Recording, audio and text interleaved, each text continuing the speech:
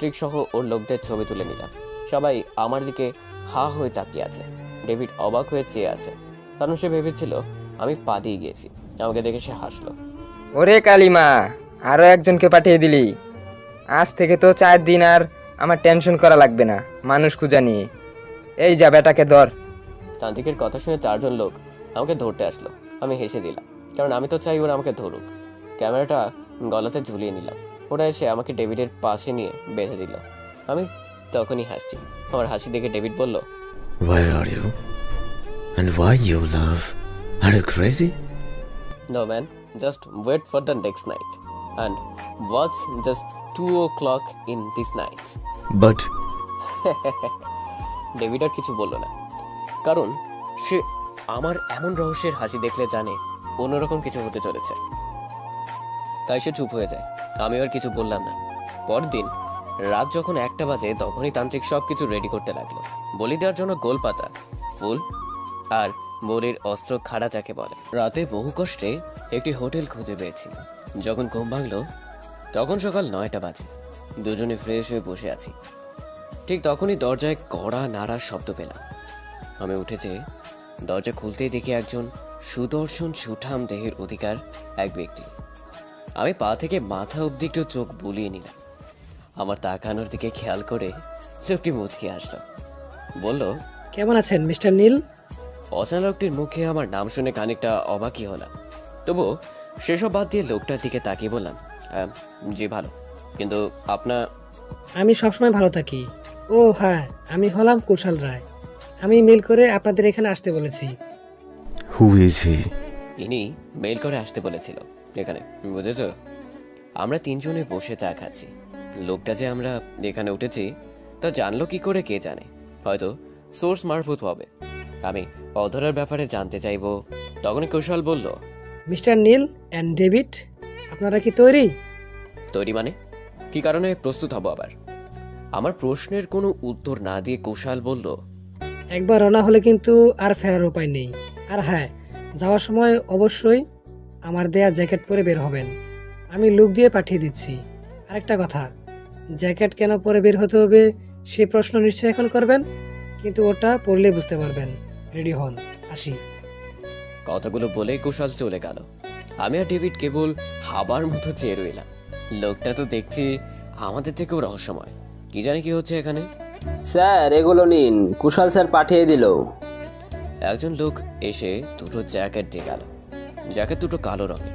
David হাতে নিয়ে কিছু সময় নেড়ে চেড়ে দেখার পর ঠোঁট বাঁকিয়ে কপাল কুঁচকে বলল, আমি বুঝতে পারছিলাম এরকমই হবে। এটার কথা যে কেন এতদিন মনে ছিল না। অবশ্য আমরা তো আর ডবার সায়েন্টিস্ট না যে স্বপ্ন নিয়ে ভাববো, তাই না? ডেভিডের কথার আগামাথা কিছুই বুঝলাম না।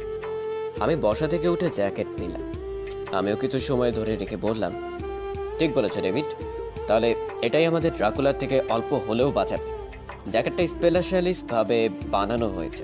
জ্যাকেটের মাঝে এক প্রকার অ্যান্টি প্রোটেক্ট তরল দেয়, যা ড্রাকুলার থেকে আমাদের রক্ষা করতে পারে। ওকে, চলো তাহলে।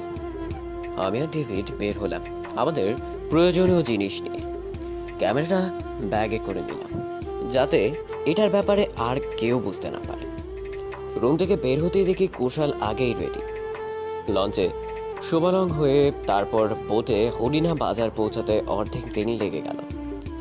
বাজার পার হয়ে কৌশলের আত্মীয়ের বাড়িতে যখন এলাম, তখন সূর্যটা উঁচু পাহাড়ের পিছনে টুপ করে ডুব দিয়েছে। এদিকে বাঙালি বসতি এখনো কম। আচ্ছা মিস্টার কুশল, আপনি অধরাকে জানেন কিভাবে? গাধার মতো প্রশ্ন। অদরা হলো নামকরা বিজ্ঞানী, যে কেউ চেনে থাকে। বুঝলাম। তা আপনি জানলেন কি করে আমরা তাকে খুঁজছি? পত্রিকাতে লেখা দেখে। সেখানে লেখা ছিল বিজ্ঞানী অদার রহমানকে গোয়েন্দা নীল আর তার বন্ধু ডেভিড অ্যান্ডারসন খুঁজছে, তাই আপনাদের মেল করা। কিন্তু এখানেই বা কেন বললেন আসতে? সময় হলেই জানতে পারবেন। ডেভিড আর কুশল মিলে স্মোক করছে। রাত নামতেই এমন ঘুটঘুটে অন্ধকার বহুদিন দেখেছি বলে মনে পড়ে না। আমি আকাশের দিকে তাকিয়ে অধরার কথা ভাবছি। এখান থেকে মিজোরামের বর্ডার 5 কিলোমিটার, বেশি না। তবে সারাদিন লেগে যেতে পারে। বর্ডার অবশ্যই দিনের বেলা পার হতে হবে, না হলে ঝামেলা আছে। বর্ডার কেন পার হবো? সময় হলেই বলবো, আমার সাথে যেতে তো প্রবলেম নেই, তাই না? Well Mister David, please now you explain me about ড্রাকুলার ব্যাটস। আমি কুশালের দিকে তাকালাম। মনে হচ্ছে কুশালও আমাদের মতো ড্রাকুলার চক্করেই পড়েছে। তবে আমরা গত রাতে যে ঘটনার সম্মুখীন হয়েছিলাম তা ভাবলেই কেমন যেন হয়ে যাচ্ছে। হঠাৎ আমার চোখ আটকে গেল পাহাড়ি শিশু গাছের দিকে। আকাশের তারার প্রতিবিম্ব থেকে স্পষ্ট দেখা যাচ্ছে কিছু একটা ঝুলে আছে। টর্চ লাইট ফেলতেই দেখি অনেকগুলো বাদুড় ঝুলে আছে। ওহ মাই গড, নীল লাইট অফ করো। ওয়েট, আরেকটু দেখি এখানে এতগুলো কিভাবে? ওহ নো, মনে হয় পৃথিবীটা বাদুড়ে পরিণত হবে। লাইট অফ করে ওদের নিয়ে ভিতরে চলে আসলাম। কেন জানি না মনে হচ্ছে অতরার সাথে এই ড্রাকুলার বাদুড়ের কোনো না কোনো ভাবে সম্পর্ক আছে। নীল, তুমি কি কিছু ভাবছো? না, তেমন কিছু না, তবে কিছু একটা ভাবছি। আমাদের বলো, দেখি কিছু করতে পারি কি। সেরকম কিছু না। আচ্ছা ডেভিড, একটা ব্যাপার কি তুমি লক্ষ্য করেছো? অধরার নিখোঁজ হওয়ার 4 মাস পরেই এই বাদুড়গুলো দেখা গেছে। তারপর ডিএনএ টেস্ট করার পর মানুষের সাথে মিলে গেছে। তারপর যত পার্বত্য এলাকার দিকে আসা হয়েছে ততই বাদুড়গুলো বেশি দেখা গেছে। আর অধরাকে পার্বত্য এলাকার দিকে আসার কথা ছিল। তার মানে বুঝতে পারছো, অধরা বাদুড়, বাদুড় অধরা, মিল একটা আছে। আমার কথা শুনে দুজনেই চুপ হয়ে যায়। আমি ওদের দিকে তাকাই, দেখি ডেভিড বেশ গভীরভাবে ভাবতে বসেছে। তখনই কুশাল বলল, রাইট মিস্টার নীল, অদরা নিখোঁজ না হলে এগুলো দেখতে পেতাম না হয়তোবা। আর বড় কথা, আমি ওনাকে 4 মাস আগেই রাঙামাটিতে আসতে দেখি। এরপরই এদিকে আমি প্রথমে বাদুড় দেখি। প্রথমে স্বাভাবিক মনে করেছিলাম, কিন্তু ওদের গঠন অনুযায়ী সব অসাধারণ। তার মানে অদরার সাথে বাদুড়ের রহস্যে মিল পাওয়া যাচ্ছে, তাই না? কথাগুলো মনোযোগ দিয়ে শুনলাম। কুশাল হয়তো ঠিক বলেছে, কিন্তু মানতে পারছি না যে আমার থিওরি সত্যি। আবার না মানলেও হচ্ছে না, কারণ ডেভিডের সেই ইংল্যান্ডের বাদুড় ঘটনার সাথে একজন বিজ্ঞানী জড়িয়েছিল। বিজ্ঞানী আলবার্ট ব্যাটস ব্লাড দিয়ে আর তার সায়েন্সের জ্ঞান দিয়ে একটি পয়জন আবিষ্কার করে। আর পয়জনটা সে নিজেই তার শরীরে প্রথম পরীক্ষা নেয়। পরে তার পরিশোধক আবিষ্কার করা হয়নি, অন্য একজন বিজ্ঞানী তার পরিশোধক আবিষ্কার করে, যেটাতে বাদুড়ের মৃত্যু হয়েছিল। আচ্ছা ডেভিড, এমন কি কেউ আবিষ্কার করতে পারবে না যা ওই বাদুড়দের শরীরে প্রবেশ করাতে পারলেই আবার আগের মতো মানুষ হয়ে যাবে? এটার কি শেষ কেবল ওদের মৃত্যু দিয়ে? জানি না নীল, আসলে তো এসব নিয়ে আগে কখনো ভাবা হয়নি, তাই না? আর ভাবতে হবে না, কারণ অদরাকে পেলেই সেই আবিষ্কার করে দিতে পারবে অ্যান্টিভেনাম আর কি। সো আগে তাকে খুঁজে বের করি, তারপর না হয় বাদুড়ের সাথে অদরার সম্পর্ক আছে কিনা বোঝা যাবে। ভোররাতে ঠেলে উঠিয়ে দিল কুশাল। একটা ডিঙিতে আমরা 3 জন আর ডিঙি চালক।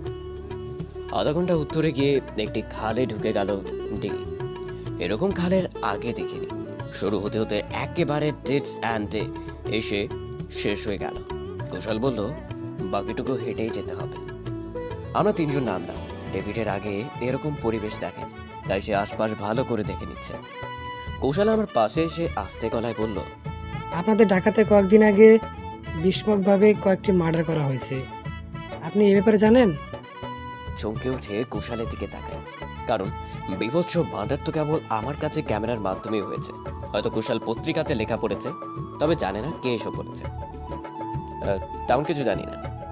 ও, খুনের ধরন দেখে মনে হচ্ছে খুনির মাথায় প্রচুর রাগ, না হলে এভাবে কেউ কাউকে মারে? আমি মনে মনে আশ্বস্ত হলাম যে সবাই অন্য কিছু ভাবছে খুনগুলোর ব্যাপারে, কিন্তু আসলে এর পেছনে কার অবদান তা কেউ জানে না। ঠিক যেমন বিজ্ঞানী রবার্টসনের সেই কিলার ক্যামেরার মতো খুনি, তাই না? আমি থমকে দাঁড়াই। বাদুর রহস্য আর অধরার নিখোঁজ বিষয়টা আমরা অন্যভাবে দেখলেও কুশাল খুন নিয়ে পড়ে আছে। এত কিছু জানে কি করে? কুশাল এরকম রহস্যতা রেখে কথা বলছে কেন? তখনই আমাকে আর ডেভিডকে অবাক করে দিয়ে কুশাল বলল, চিন্তার কিছু নেই, আমি ডিটেকটিভ কুশাল রায়। আমাকে ওভাবে কেউ জানে না, আমি গোপন থেকেই রহস্য বের করতে ভালোবাসি। আপনাদের এখানে আনার পিছনে আমারই অবদান, কারণ অদরা কেবল বিজ্ঞানী না, অদরা অন্য কিছু হয়তো। এই অন্য কিছু সন্দেহের কারণেই আপনার সাথে জয়েন করা, যাতে আমার সন্দেহটা সঠিক হয়। সন্দেহ কিসের উপর?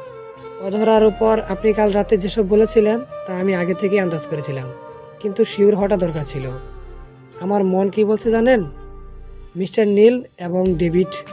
অদরা রায় হলো ড্রাকুলার কুইন। আমার হাত পা যেন কেমন কাঁপতে লাগলো। এখন বুঝতে পারছি স্বপ্নের রহস্যটা কি। সব প্রমাণ অধরাকে এখন ড্রাকুলা বানাচ্ছে, কিন্তু আবার মন বলছে এটা সম্ভব না। কিছু তো একটা গোলমাল আছে যা আমাদের বের করতে হবে। হাঁটতে হাঁটতে তিনজন জঙ্গলের ভেতরের দিকে চলে আসলাম। তিনজনেই চুপচাপ দাঁড়িয়ে আছি। হঠাৎ ঝপ ঝপ একটা শব্দ ভেসে এলো আমাদের কানে।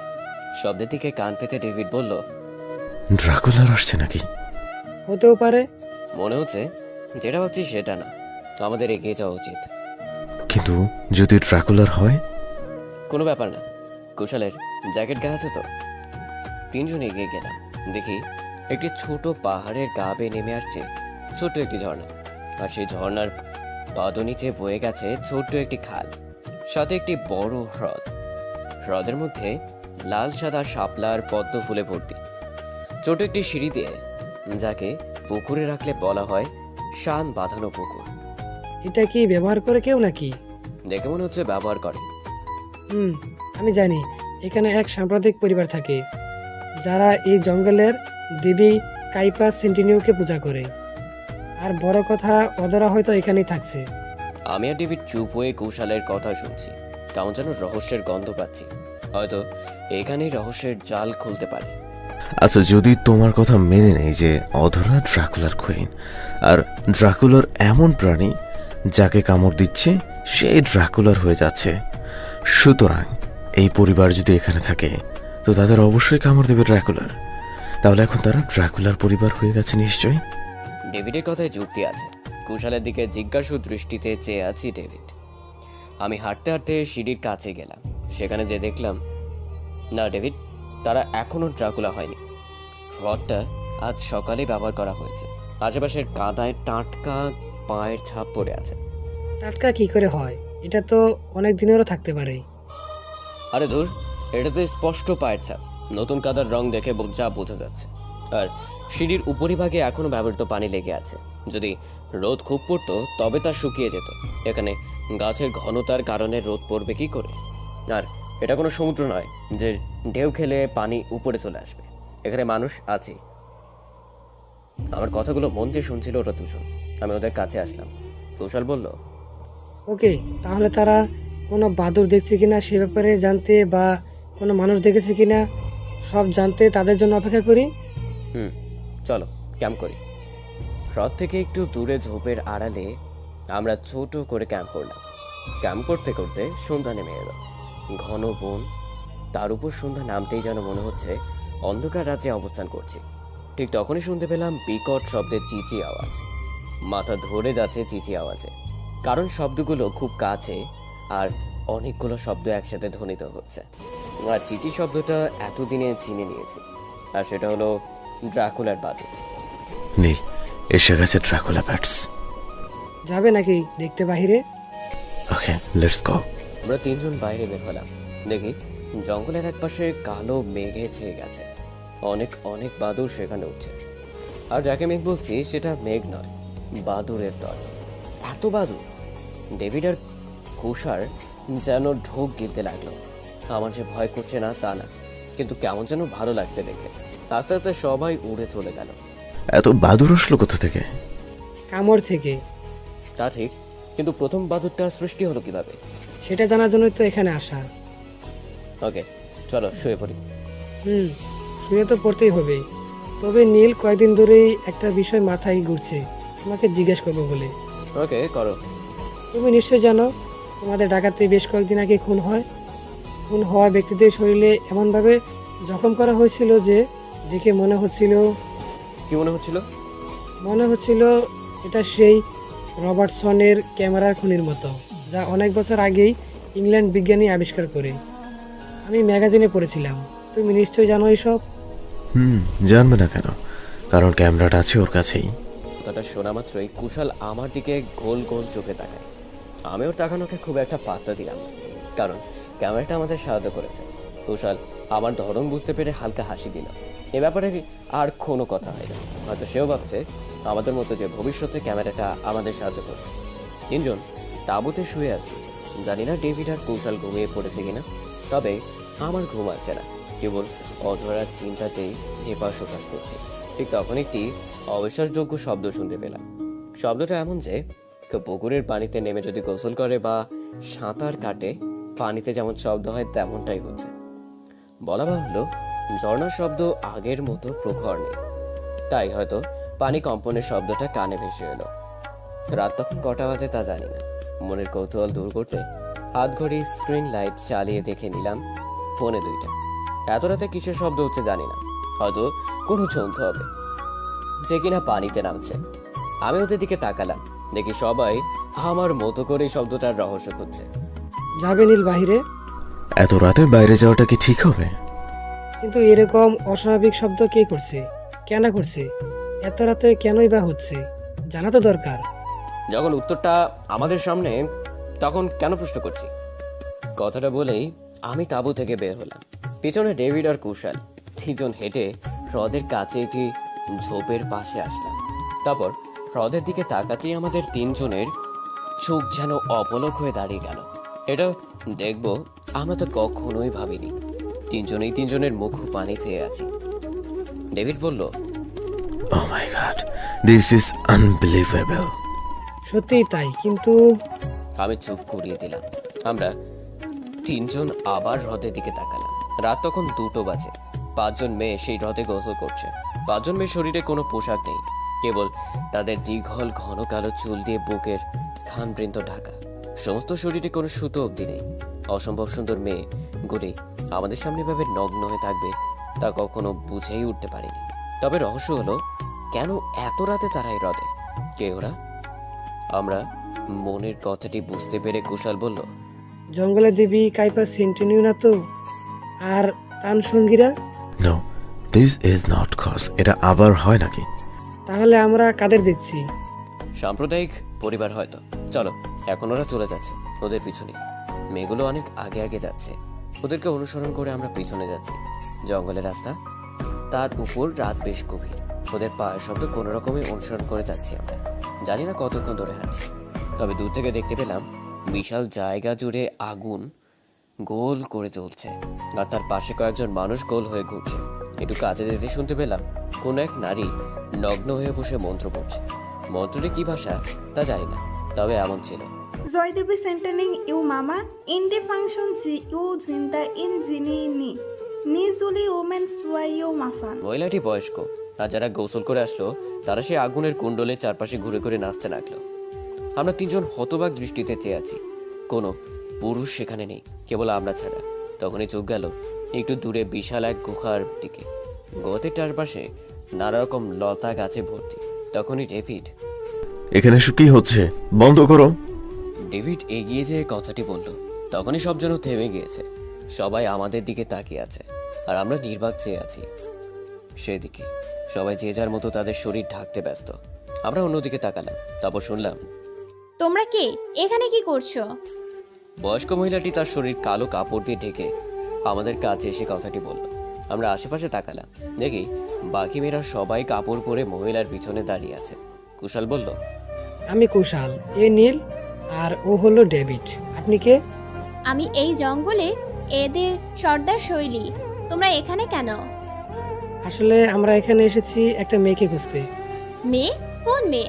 তবে তোমরা আমাদের পুজোয় ব্যাঘাত ঘটিয়েছো। আমরা আন্তরিকভাবে দুঃখিত। আমরা জানতাম না যে আপনারা পুজো করছিলেন। আসলে আমাদের শহরের একটি মেয়ে অধরা নাম, তাকে খুঁজতে এসেছি। আমার কথা শুনে সব মেয়েরা এক পা পিছিয়ে আটকে উঠল। আমি স্বাভাবিক দৃষ্টিতে তাকিয়ে কিছু বলবো, তখনই সর্দার মহিলা বলল, কি নাম বললে? অধরা। কেন, আপনি কি তাকে চেনেন? খুব চিনি।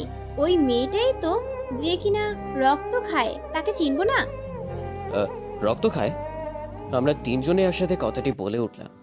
আমরা তিনজনেই তিনজনের মুখ পানে চাইছি। কথাটা শোনা মাত্রই আমরা এতটাই অবাক হয়েছি যে যেন সব ঘুরছে। আমি অস্থির হয়ে জিজ্ঞাসা করলাম, মানে মানে কি সব বলছেন আপনি? রক্তই তো খায়, সে রক্তচোষা। তার সাথে যারা আছে সবাই রক্তচোষা। আমাদের রক্ত খেতে আসছিল, কিন্তু আমাদের কাছে এই গাছের ডাল আছে, এর রস খেয়েছিলাম বলে কিছুই হয়নি। আমরা তিনজন অবাক চোখে চেয়ে আছি। কি সব বলছে এই মহিলাটি? অধরা রক্তচোষা কি করে হয়? আর তার সাথে আরও লোকজন কোথা থেকে আসলো? ছোট গাছের দিকে তাকিয়ে আছি, কেমন কালো পাতা আর কালো রং সব। তবে কি এটা এর প্রতিকারক? আচ্ছা, সে কোথায়? মানে সেই রক্তচোষা কোথায় এখন? ইনিও রক্তচোষা। মানুষগুলো এনার মতো দেখতে। তোমরা চলে যাও। এই রক্তচোষাটা তোমাদেরও রক্ত খাবে, তারপর তোমরাও বাদুর হয়ে যাবে। মহিলাটি ডেভিডের দিকে তাকিয়ে কথাগুলো বলল। আমি আর কুশাল হা হয়ে তাকিয়ে আছি। ডেভিড ভয় পেয়ে আমাদের দিকে তাকালো, আমরা ওর দিকে তাকাচ্ছি। না না, ও আমাদের লোক, ও এমন না। আপনি বলুন, তাদেরকে এখন কোথায় পাবো? খোঁজ লাগবে না, তারা এক্ষুনি এখানে আসবে আর আমাদেরকে মারবে। ওরা খুব খারাপ, আমাদের রোজ রাতে এসে মারে, তাও আবার উড়ে যায়। মানে ওরা কেন মারবে? এই নিশির গাছের জন্য। এই গাছের জন্য? মানে কি আছে গাছে? এই গাছের জন্য মানুষরা নাকি মানুষ হয়ে থাকতে পারবে, তাই এই গাছ একমাত্র আমরা চিনি বলে আমাদের এসে মেরে ফেলতে চায়। কিন্তু দেবী সেন্টেনিও আমাদের রক্ষা করে। তোমরা যাও, ওদের আসার সময় হয়ে গেছে। কথাটি শেষ করতেই ওরা সবাই লাইনে দাঁড়িয়ে গেল। আমরা শুনতে পেলাম অনেকগুলো পা ডানা ঝাপটানোর শব্দ। আমরা তিনজনই সেই লতানো গুহার মুখে যে অন্ধকারে দাঁড়ালাম। এতক্ষণে সব পরিষ্কার হয়ে গেল। গাছটা হলো ড্রাকুলার পয়জনের অ্যান্টিডোট, কিন্তু বাদুরদের পুনরায় মানুষ বানাতে পারবে না। তখনই দেখলাম 7 জন লোকসহ অধরা আসছে। অধরার দিকে চোখ পড়তে বুকটা কেঁপে উঠল। অধরা আর আগের মতো নেই। দেখে মনে হচ্ছে অনেক দিন ধরে ভালোভাবে খায় না, আর মনে হচ্ছে তাকে রোজ প্রতিদিন মারধর করা হয়। এই যে সর্দার মহিলা, ওই গাছ কিভাবে চিনবো আমাদের? কেন বলছিস না? আর তোদের না বলে দিয়েছি গাছগুলো নষ্ট করে দিবি, কেন করছিস না? ভাঙা ভাঙা বাংলাতে কে যেন কথা বলল। আমরা তাকে দেখি ডেভিডের মতো সাদা চামড়ার লোক। এতক্ষণে বুঝলাম মহিলাটি কেন ডেভিডকে দোষারোপ করছিল। কিন্তু এরা এখানে কি করছে? সাথে অধরাও রয়েছে। সেটা কখনোই করব না, আমাদের মেরে ফেললেও না। বস, তাহলে এদেরকে কি করব? সবাইকে কি মেরে ফেলবো? কথাটি ওদের মধ্যে একজন বলল। সবাই বিদেশি, কেবল অধরা ছাড়া। তখনই ডেভিড বের হয়ে বলল, এতটাই সহজ নাকি? ডেভিডের কথা শুনে সবাই ওর দিকে তাকালো, যেন মনে হচ্ছে ভূত দেখার মতো কিছু একটা দেখেছে। ওরা ডেভিডের দিকে তাকিয়ে বলল, আরে এটা আবার কে? দেখতে তো আমাদের মতোই, কিন্তু এখানে কি করছে? কথাটি বলা মাত্রই সেই ব্যক্তি বাদুর হয়ে ডেভিডকে কামড় দিতে আসলো। আমি আর কুশালও হাবার মতো চেয়ে আছি। আমাদের কি কিছুই করার নেই? ক্যামেরাটি বের করে বাদুরের ছবি তুলতে যাব, তখনই ধুম করে একটি শব্দ হলো। তাকে দেখি কুশাল তার কোমর থেকে পিস্তলটি বের করে গুলি করলো বাদুরটার দিকে। সাথে সাথেই বাদুরটি মারা গেল। তার মানে হলো আরও একটি মানুষ মারা গেল। তবে অবাক করা বিষয়, এরা মানুষও হতে পারছে, আবার বাদুরও হতে পারছে। কিভাবে সম্ভব? কথাগুলো একা একাই ভাবছি, তখনই কুশাল বের হয়ে গেল। বাকি 4 জন কুশালের দিকে পিস্তল ধরে রেখেছে। দেখে মনে হচ্ছে এখনই গুলি করবে। তখনই পাশে তাকিয়ে দেখি সেই গাছ হাতে নিয়ে বের হয়ে বললাম, এটাই করছো নাকি? ভ্যাম্পায়ার জীবন থেকে মুক্ত চাচ্ছ? তোমরা কারা আর এখানে কেন? অধরার খোঁজে এখানে আসে। অধরাকে পেয়ে গিয়েছি, আমাদের দিয়ে দাও তাকে। ওকে নিয়ে যাও। না নীল, আমি এখানেই থাকবো। এখানে মানে? আমি তোমাদের মতো স্বাভাবিক মানুষ না নীল, আমি এখন ড্রাকুলার হয়ে গেছি। কথাটি শেষ করতে অধরা তার চোখ দিয়ে কেমন নীল আলো বের করলো। সাথে সাথে তার মুখের মধ্যে থেকে লম্বার চিকন দাঁত বের করলো। আমরা 3 জন দেখেই সরে আসলাম। 2 ঠোঁটের কোনা দিয়ে অধরা সহ বাকি 4 জন বিদেশি লোকেরও একই অবস্থা দেখলাম। এটা কি করে সম্ভব? এরা তো ভ্যাম্পায়ার। তবে কি আমাদের রক্ত আর লাল থাকবে না, কালো ভ্যাম্পায়ার রক্ত হয়ে যাবে? নীল, কুশাল, এখনই তোমরা নাকে কাপড় দাও, এখনই। কথাটি শেষ করতে দেখলাম এক ধরনের নীল কেমিক্যাল সারা স্থান হয়ে গেল। কিছুই আর চোখে পড়ছে না। যখন সব দিক পরিষ্কার হলো, তখন তাকিয়ে দেখি আমি, ডেভিড আর কুশাল ছাড়া বাকি সবাই অচেতন অবস্থায় পড়ে আছে। বুঝলাম এটা কোনো ক্যাশ। যাক, ডেভিড ভালো একটি কাজ করেছে। নীল, এবার যা করার তাড়াতাড়ি করতে হবে কিন্তু। চলো এদেরকে বেঁধে ফেলি। বাধা অবস্থায় বাদুর হয়ে ছোট হয়ে বের হয়ে আসবে। তাহলে কি কিছু করার নেই? জানি না। আচ্ছা, এই গাছের সব অংশ বেটে রস করে ইঞ্জেকশনের মাধ্যমে ওদের শরীর দিলে কেমন হয়? আমার কথা শোনা মাত্রই ডেভিড আর কুশাল বাটার পাত্র খুঁজতে লাগলো। আমি আবার গুহার কাছে যেয়ে গাছের পাতা সংগ্রহ করলাম। খানিকটা সময় রস করে কুশালের ব্যাগ থেকে ইঞ্জেকশন বের করে রসগুলো একে একে সবার শরীরে প্রবেশ করালাম। কিছু সময় পর ওদের চেতনা ফিরে আসলো। তো তোমাদের নাম কি বলে ফেলো। এ হলো রিউ স্মিথ থমাস। আসলে আমরা এসেছি ইংল্যান্ড থেকে। উদ্দেশ্য ছিল তোমার গলায় ঝোলানো ক্যামেরাটা নেওয়ার, কারণ আমরা জানতাম অধরার কাছেই ক্যামেরাটা আছে। কিন্তু যখন শুনলাম অধরা নতুন কিছু আবিষ্কার করেছে আর সেটার জন্য ও এখানে এসেছে, আমরাও পিছু নিয়ে চলে আসছি। না নীল, আমি কেবল তোমার ওই হাতে থাকা গাছটাকে নিয়ে রিসার্চ করতে এসেছিলাম, কারণ এই গাছ সম্পর্কে আমি অনেক পড়েছি। কিন্তু এই গাছ কেন আমাদের কাজে লাগবে সেটা রিসার্চ করতে করতে ভ্যাম্পায়ার ডট আবিষ্কার হয়ে যায়। বিশ্বাস করো নীল, আমি দেশের ক্ষতি করতে চাইনি। আমি কেবল আমার রিসার্চের জন্য ড্রাকুলার ডট আবিষ্কার করি। কিন্তু যখন আবিষ্কার করি তখন তা প্রয়োগ করার জন্য কাউকে পাই না। আমার সাথে আমার অ্যাসিস্ট্যান্ট ছিল, ও শরীরের এটা প্রবেশ করায়। এরপর সে আস্তে আস্তে ভ্যাম্পায়ার বাদর হয়ে যায়। এরপর লোকগুলো চলে আসে, এদের থেকে বাঁচতে আমিও নিজের উপর প্রয়োগ করে ফেলি। কিন্তু জানতাম না যে আমরা কামড় দিলে অন্য কেউ বাদর হয়ে যাবে। তখন ওদের মধ্যে একজনকে কামড় দিলাম, তখনই সেটা দেখলাম।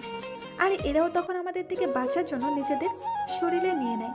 দুর্ভাগ্যবশত এর অ্যান্টিডোজ বানাতে পারিনি, কিন্তু এর সাম্প্রদায়িক পরিবারের থেকে জানতে পারি আসলে একদিন দেখি কোনো এক বাদর এদের কোনো একজনকে কামড় দিয়েছিল।